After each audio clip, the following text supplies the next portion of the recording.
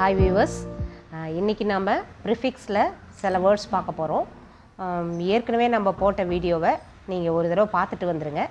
இது அதோட கண்டினியூவேஷன் தான். இந்த ஃபஸ்ட்டு நம்ம பார்க்க போகிறது ஆன்டி அப்படின்ற க்ரீக் வேர்டோட ப்ரிஃபிக்ஸில் நம்ம பார்க்க போகிறோம். இதுக்கான பொருள் வந்து எகெயின்ஸ்ட், அதாவது எதெல்லாம் எதிரானதாக இருக்கோ அதுக்கு நம்ம ஆன்டி அப்படின்ற வார்த்தையை பயன்படுத்துவோம். இதில் ஆன்டிடோட் அப்படின்றது first word. Antipathy, antipyretic, antiseptic, antigen, 5 வார்த்தை கொடுத்துருக்கேன் நான். இதில் ஃபஸ்ட்டு வேர்டு ஆன்டிடோட் அப்படின்றது பார்த்தீங்கன்னா இது ஒரே நேரத்தில் நவுனாகவும் வர்பாவும் செயல்படுது. இதுக்கு என்ன பொருள் அப்படின்னு பார்த்தீங்கன்னா, a remedy to counteract the effects of poison, அதாவது ஏதாவது ஒரு விஷத்துக்கு எதிராக செயல்படக்கூடியதை தான் நம்ம ஆன்டிடோட் அப்படி சொல்கிறோம். இப்போது ஒரு பாம்பு கடிச்சிருச்சு, அதுக்கு எதிரான ஒரு விஷத்துக்கு எதிர் மருந்து கொடுக்குறாங்க இல்லையா, அதை தான் நம்ம ஆன்டிடோட்னு சொல்கிறோம். ரெண்டாவது வார்த்தை ஆன்டிபதி. நீங்கள் கேள்விப்பட்டிருப்பீங்க, எம்பத்தி அப்படின்னு கேள்விப்பட்டிருக்கீங்களா? அது மாதிரி ஒரு வார்த்தை தான் ஆன்டிபதி. ஸோ இந்த ஆன்டி அப்படின்ற வார்த்தை எகெயின்ஸ்ட்ன்ற பொருளுக்கு வர்றதுனால ஆன்டிபதின்றதுக்கான பொருள் டிஸ்லைக், ஃபீலிங் ஆஃப் டிஸ்லைக் அப்படி சொல்லலாம். இதுக்கு ஈக்குவலண்ட்டான இன்னொரு வார்த்தை நான் சொல்கிறேன், இங்கே எழுதுகிறேன் பாருங்கள். ஏன்னா நம்ம ஒரு வேர்டு படிக்கும்போது அதோட தொடர்புடைய மற்றும் சில வார்த்தைகளையும் நம்மளோட வெக்காபுலரியில் நம்ம ஆட் பண்ணிக்கலாம். இந்த வார்த்தை ரெபக்னன்ஸ்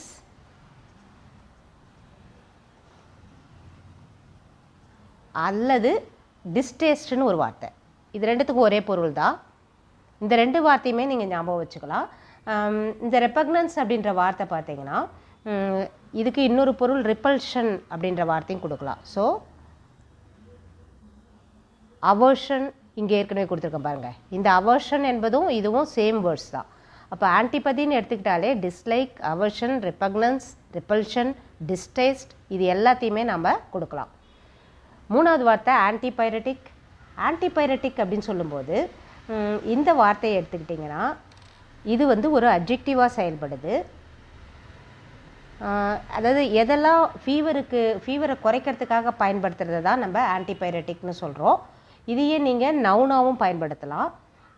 இதில் நவுனில் அதோட பொருள் எஃபெக்டிவ் எகெயின்ஸ்ட் ஃபீவர். இதுக்கு இன்னொரு வேர்டும் நம்ம சினானிமஸாக இன்னொரு வார்த்தையும் நம்ம சொல்லலாம், ஃபெப்ரிஃப்யூஜ். ஸோ ஃபீவர் ரெடியூசிங் மெடிசனை தான் ஃபெப்ரிஃப்யூஜ்னு சொல்கிறாங்க. இது உங்களுக்கு இதுக்கு ஆன்டிபைரட்டிக்கு சேம் வார்த்தை, ஒரே பொருளில் வருகிறது. நாலாவதாக ஆன்டிசெப்டிக், நீங்கள் அதிகமாக கேள்விப்படுற வார்த்தை. இதுவும் கூட பார்த்திங்கன்னா அட்ஜெக்டிவ், ரொம்ப சுத்தமாக இருக்கிறது அப்படின்ற பொருளில். வெரி க்ளீன், அசெப்டிக் அப்படின்ற வார்த்தையும் இதுக்கு நம்ம பயன்படுத்தலாம். ஸோ அசெப்டிக், ஏசெப்டிக் இல்லை அசெப்டிக் அப்படி சொல்லலாம். அடுத்தது சானிடைஸ்ட், கேள்விப்பட்டிருப்பீங்க நீங்கள். இன்னொரு வார்த்தை இதில் நீங்கள் ஆட் பண்ணிக்குவாங்க, பவுடரைஸ்ட். இந்த வார்த்தையும் நீங்கள் ஆன்டிசெப்டிக்கு பயன்படுத்தலாம். ஐந்தாவது ஆன்டிஜென்ற வார்த்தை. இந்த ஆன்டிஜென்ற வார்த்தை ஒரு நவுனாக செயல்படுது. இது பார்த்தீங்கன்னா it induces and immune response அப்படின்ற பொருளை நம்ம பயன்படுத்தலாம். ஏதாவது ஒரு சப்ஸ்டன்ஸ் ஆன்டிஜனாக செயல்பட முடியும் அப்படின்னா that substance stimulating production of antibodies அப்படின்றது தான் ஆன்டிஜனோட பொருள். இப்போ இதுக்கு அடுத்தது நம்ம பார்க்க போகிற ப்ரிஃபிக்ஸ் கவுண்டர் அல்லது கான்ட்ரா. இது ரெண்டுமே லாட்டின் வேர்டு. இதுக்கு முன்னாடி நம்ம பார்த்தது க்ரீக் வேர்டு. இதில் பார்த்திங்கன்னா இந்த லாட்டின் வேர்டுக்கு எகெயின்ஸ்ட்ன்ற பொருள் வருது. இதில் ஃபஸ்ட்டு வேர்ட் பார்த்திங்கன்னா கவுண்டர் ஃபீட்டர் அப்படின்ற வார்த்தையை நம்ம பயன்படுத்தியிருக்கோம். கவுண்டர் ஃபீட்டர் அப்படின்றது பார்த்திங்கன்னா அது ஒரு நவுன், ஃபோர்ஜர், ஒரு ஃபேக்கான ஒரு பர்சனை நம்ம இந்த வார்த்தையில் பயன்படுத்தலாம். ரெண்டாவது வார்த்தை கான்ட்ரரி. கான்ட்ரரி அப்படின்றது ஒரு அட்ஜெக்டிவ், ஆப்போசிட்ன்ற பொருளை நம்ம பயன்படுத்துவோம். நீங்கள் நிறைய கேள்விப்பட்டிருப்பீங்க. அதாவது அட்வர்ஸ். அதுபோல் இதுக்கு ஒரு அட்வர்பு போடணும் அப்படின்னு சொன்னால் நீங்கள் என்ன வார்த்தை போடலாம்? கான்ட்ராரிலி அப்படின்னு கொடுக்கலாமா? இது அட்வர்ப். இப்போ இந்த கான்ட்ராரிக்கு ஒரு சினானிம் கொடுக்கணும் அப்படின்னு நீங்கள் நினச்சிங்கன்னா இந்த புது வார்த்தையை தெரிஞ்சுக்கோங்க. இது இதுக்கான சினானிம். என்ன சினானிம் அது அப்படி பார்த்தீங்கன்னா விதர்வார்ட். இதெல்லாம் புது வார்த்தை. விதர்வார்ட் அப்படின்னா ஆப்போசிட்னு அர்த்தம். ஸோ இது எல்லா வார்த்தையுமே நீங்கள் ஞாபகம் வச்சுக்கலாம் அட் த சேம் டைம். மூணாவது கன்ஸ்ட்ரைன்ற வார்த்தை. இது பார்த்திங்கன்னா ஒரு வெர்பாக செயல்படுது. ஃபோர்ஸ் அப்படின்றது பார்த்திங்கன்னா ஃபோர்ஸ் ஃபிசிக்கலி அப்படின்னு நம்ம எடுத்துக்கலாம். ஒரு ஸ்ட்ராங் பர்சுவேஷன் இருந்ததுன்னா நம்ம நிச்சயமாக இந்த கன்ஸ்ட்ரைன்ற வார்த்தையை பயன்படுத்த முடியும். அது மட்டும் இல்லாமல் கம்பல்ன்ற மீனிங் கொடுத்துருக்கேன். ரெஸ்ட்ரிக்ட் பண்ணுறதையும் நம்ம இதுக்கு மீனிங்காக எடுத்துக்கலாம். நாலாவது வார்த்தை கான்ட்ரபேண்ட். கான்ட்ரபேண்ட்ன்ற வார்த்தை வந்து பார்த்திங்கன்னா இதுவும் ஒரு வெர்பாக பயன்படுது, நவுனாகவும் பயன்படுது. இப்போ நீங்கள் நவுனாக பயன்படுத்துகிறீங்கன்னா goods which are illicit or smuggled goods. இல்லீகல்னு நாங்கள் இங்கே கொடுத்துருக்கோம். குட்ஸ் விச் ஆர் இல்லிசிட் அல்லது ஸ்மகிள்டு குட்ஸ், கடத்தப்பட்ட பொருள்கள்னு சொல்கிறாங்க இல்லைங்களா, அந்த மாதிரி பயன்படுத்துறதுக்கு கான்ட்ரபேண்ட்னு சொல்லலாம். இதை ஒரு அப்ஜெக்டிவாகவும் பயன்படுத்தலாம் அப்படின்றது தான். குறிப்பாக பார்த்திங்கன்னா இல்லீகலாக நம்ம எதெல்லாம் வந்து வர வைக்கிறோமோ அந்த மாதிரியான குட்ஸுக்கு இந்த வார்த்தையை நம்ம பயன்படுத்த முடியும். அடுத்தது 9th ஃபார்ம் EU அப்படின்ற ஃப்ரேம் தான் நம்ம இதில் பார்க்க போகிறோம். இதுவும் க்ரீக் வேர்டு தான். இதுக்கான பொருள் பார்த்திங்கன்னா குட் அல்லது வெல் அப்படின்ற பொருளில் வரும். இதோட ஃபஸ்ட்டு வேர்டு பார்த்திங்கன்னா யுஃபோனி அப்படின்றது ஹார்மோனியஸாக இருக்கிறது அப்படின்றது, அதாவது ரொம்ப ஒத்திசைந்து இருக்கிற விஷயத்தை தான் யூஃபோனி அப்படி சொல்லுவாங்க. இதில் பார்த்திங்கன்னா pleasant phonetic quality of a certain words. ஏதாவது சில வார்த்தைகளை நம்ம அதை மாதிரி ஹார்மோனியஸாக இருக்க வார்த்தைகளை யூஃபோனி அப்படி சொல்லலாம். இதுக்கு ஆப்போசிட் பார்த்திங்கன்னா இதுக்கான ஆன்டனிம் பார்த்திங்கன்னா காக்கஃபோனி. இந்த வார்த்தை ஏற்கனவே கொஸ்டின் பேப்பரில் வந்திருக்கு. ஸோ காக்கஃபோனின்ற வார்த்தையை நீங்கள் பயன்படுத்திக்கலாம். It is a noun. And இதுக்கான பொருள் என்ன அப்படின்னு பார்த்தீங்கன்னா டிசோனன்ஸ். இதுக்கான பொருள் டிசோனன்ஸ். இந்த காக்கஃபோனின்றது யூஃபோனிக்கு ஆன்டனிம். இது கிளியராக பார்த்துக்கோங்க. அடுத்தது யூலோஜி அப்படின்றது பார்த்திங்கன்னா ரெண்டாவது வார்த்தை. இதுக்கு வந்து பார்த்திங்கன்னா speech or writing in the praise of some person. குறிப்பாக ஒருத்தர் இறந்துட்டார், அவர் இறந்துட்டவருக்கான ஒரு ஸ்பீச் நம்ம கொடுக்குறோன்னா அவரை பாராட்டி பேசுகிற பேச்சை தான் இப்படி சொல்கிறாங்க. இதுக்கான ஆன்டனிம்னு எடுத்துக்கிட்டிங்கன்னா கிரிட்டிசிசம். நம்ம ஒருத்தரை எகெயின்ஸ்டாக கிரிட்டிசைஸ் பண்ணுறதுக்கு இதை பயன்படுத்தலாம். அது மாதிரி இன்னொரு வார்த்தை ஆன்டனிம், நான் இன்ட்டு போகிறதுல ஆன்டனிம் டிஸ்லாஜி அப்படின்ற வார்த்தையும் நம்ம யூலாஜிக்கு ஆப்போசிட்டாக எடுத்துக்கலாம். அது மாதிரி மூணாவது வார்த்தை யுஃபோரியா. யுஃபோரியான்றது வந்து நவுனாக பயன்படுத்தலாம். ஒரு எக்ஸைட்டு ஸ்டேட் இருக்கு இல்லையா, ரொம்ப எக்ஸைட்டடாக நம்ம சந்தோஷமாக இருப்போம் இல்லையா, அதை சொல்கிறதுக்கு தான் யுஃபோரியான்னு சொல்லுவாங்க. இந்த யுஃபோரியாவுக்கு வந்து ஆன்டானிம் பார்த்திங்கன்னா டிஸ்ஃபோரியா. ஆன்டானிம்ன்றது எதிர்ப்பதம், டிஸ்ஃபோரியா அப்படின்றது தான் ஆன்டானிமாக நம்ம பயன்படுத்துகிறோம். அப்போது இதுக்கு வந்து சென்ஸ் ஆஃப் வெல்பீயிங்னா டிஸ்ஃபோரியாவுக்கு என்னவாக இருக்கும்? A state of feeling unwell. நம்ம சந்தோஷமாக இல்லைன்னா அதை டிஸ்ஃபோரியான்னு சொல்லுவோம், நம்ம ரொம்ப சந்தோஷமாக இருக்கிறோன்னா அதை யுஃபோரியான்னு சொல்லுவோம்.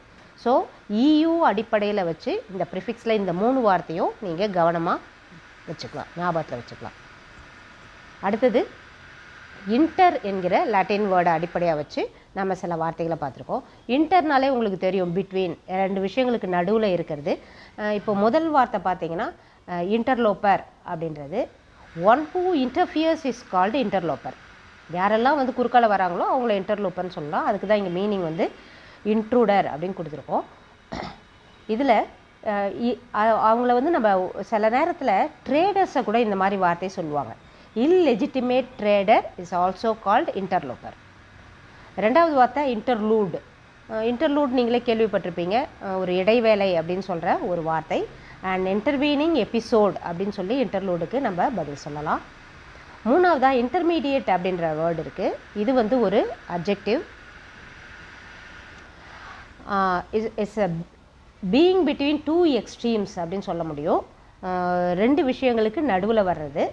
அது மட்டும் இல்லாமல் இது வெர்பாக பயன்படுத்தும் போது டு மீடியேட், ஒருத்தரை இன்னொருத்தரோடு தொடர்பு பண்ணுகிற ஒரு விஷயம் இன்டர்மீடியேட் அப்படின்னு நம்ம வெர்பாவும் இதை பயன்படுத்த முடியும். அடுத்தது மெட்டா.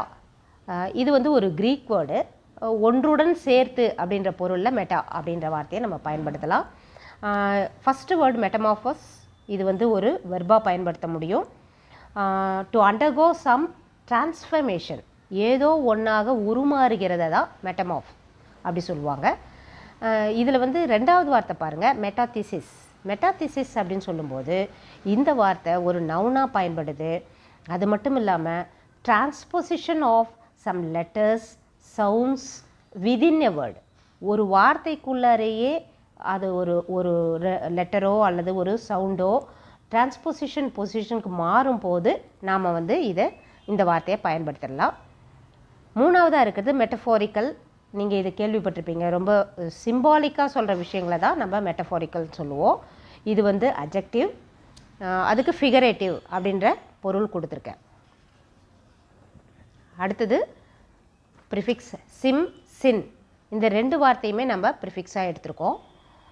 இதுக்கான இந்த க்ரீக் வேர்டுக்கான பொருள் வந்து டுகெதர். ஃபஸ்ட்டு வேர்டு பாருங்கள், இது நம்ம நிறைய யூஸ் பண்ணலாம் இந்த வார்த்தையை, சினர்ஜி. இந்த சினர்ஜி அப்படின்ற வார்த்தை பார்த்திங்கன்னா ஒரு யூனிஃபைடு ஆக்ஷன். யூனிஃபைடு ஆக்ஷன் அப்படின்னு சொல்லும்போது அதாவது பைண்டிங் எனர்ஜி அப்படின்னு சொல்லலாம். ஸோ பைண்டிங் எனர்ஜி அப்படின்னு சொன்னாலும் இந்த வார்த்தையை நம்ம பயன்படுத்த முடியும். இதுவே இதை ஆண்டனிமாக பயன்படுத்துகிறீங்கன்னா ஏசினர்ஜி அப்படி சொல்லலாம். ஏசினர்ஜி அப்படின்ற வார்த்தையை நீங்கள் நோட் பண்ணிக்கோங்க. அல்லது ஆன்டிசினர்ஜின்னு சொல்லலாம். இது ரெண்டுமே ஆண்டனிம் தான். ரெண்டாவது சிமெட்ரிக்கல் அப்படின்னு எடுத்துக்கும்போது இந்த வார்த்தை ஒரு அட்ஜெக்டிவாக செயல்படுது. இதுக்கு மீனிங் என்ன வருதுன்னு பார்த்தீங்கன்னா எக்ஸிபிட்டிங் சிமெட்ரி, அதாவது ரெண்டு பக்கமும் ஒரே மாதிரியாக இருக்கிற பேலன்ஸ்டாக இருக்கிற விஷயங்களை தான் நம்ம சிமெட்ரிக்கல்னு சொல்லுவோம். Proportionate arrangement of some parts, இதை தான் நம்ம சிமெட்ரிக்கல்னு சொல்கிறோம். இது ஒரு அட்ஜெக்டிவ். மூணாவது வார்த்தை சிங்க்ரனைஸ். பார்த்தீங்கன்னா அது ஒரு வெர்பு.